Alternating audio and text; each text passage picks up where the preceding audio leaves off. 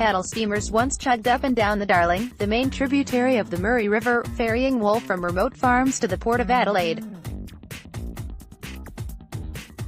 The Murray-Darling Basin, which is larger than Ethiopia, gives life to Australia's arid interior. See map. But these days the Darling is reduced to a putrid standstill with alarming regularity. Parts of it disappear altogether at times, a phenomenon which was almost unprecedented before this century. Robert McBride, whose parched sheep station in the state of New South Wales depends on its flow, estimates that 600 kilometres of the lower Darling will run dry this year. This is just the kind of disaster that should have been averted after Australia launched an ambitious plan to preserve the river in 2012. The 4 states that depend on the Murray and its tributaries had been fighting bitterly over its contents. Since the 1970s, enormous farms growing irrigated crops such as cotton and nuts had spread across the basin. When a catastrophic drought struck in the early 2000s, the mouth of the river almost ran dry. Politicians thrashed out a plan to conserve the river, while sustaining the farms and communities that depend on it. Get our daily newsletter, upgrade your inbox and get our daily dispatch and editor's picks. Australia already had an elaborate system for trading water rights, allowing farmers to buy or sell entitlements according to their need in any given season. The idea of the Murray-Darling Basin Plan was to reduce water consumption by at least 2,750 gigalitres a year, either by purchasing water licenses from farmers who were willing to sell them or by funding projects which could deliver equivalent outcomes, for instance, by making irrigation systems more efficient. So far, the government has spent over $8 billion, $6 billion, and in theory cut usage by 2/3 of the target. Yet, somehow, the river is still at a low ebb.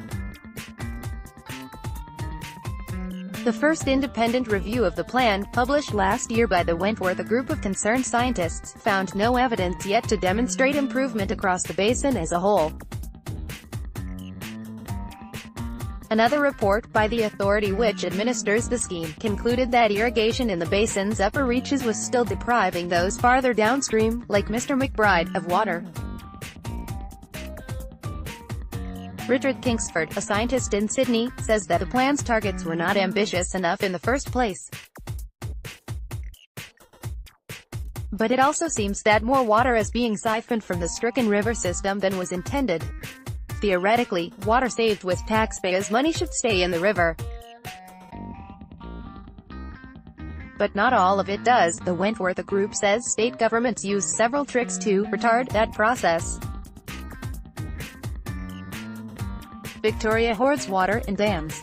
New South Wales has altered local water management schemes along the Darling's tributaries, allowing irrigators to pump out more. This means that liquid purchased by the government in Queensland is guzzled back up again when it crosses the state border, explains Jamie Pittock, a member of the group.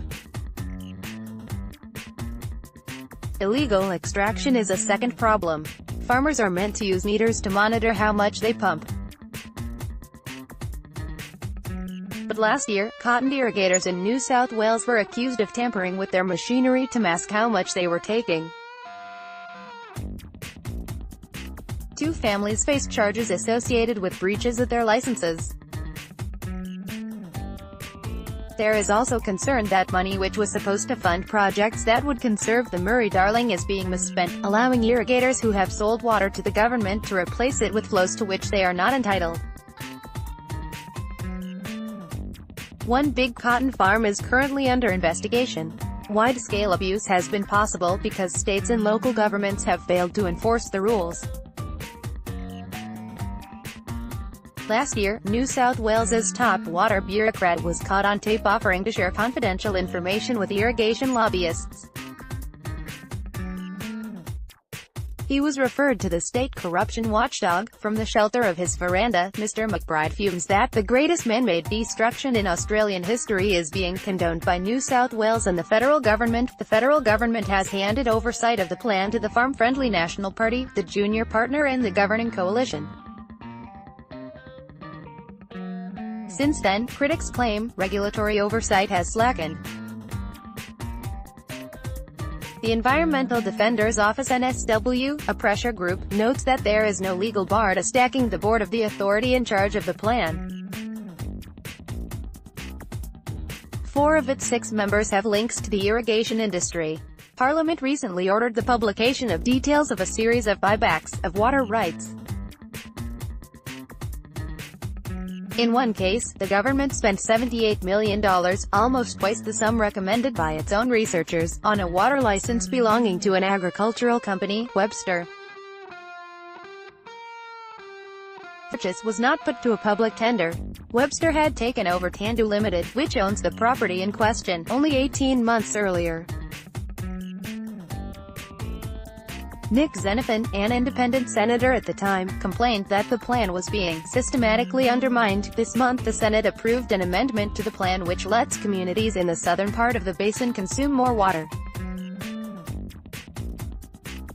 The extra consumption is supposed to be offset by 37 efficiency-saving projects. New South Wales had threatened to abandon the plan altogether if the amendment failed. But the Wentworth Group questions whether the projects will really deliver the promised savings. It believes that only one of them is watertight, as it were.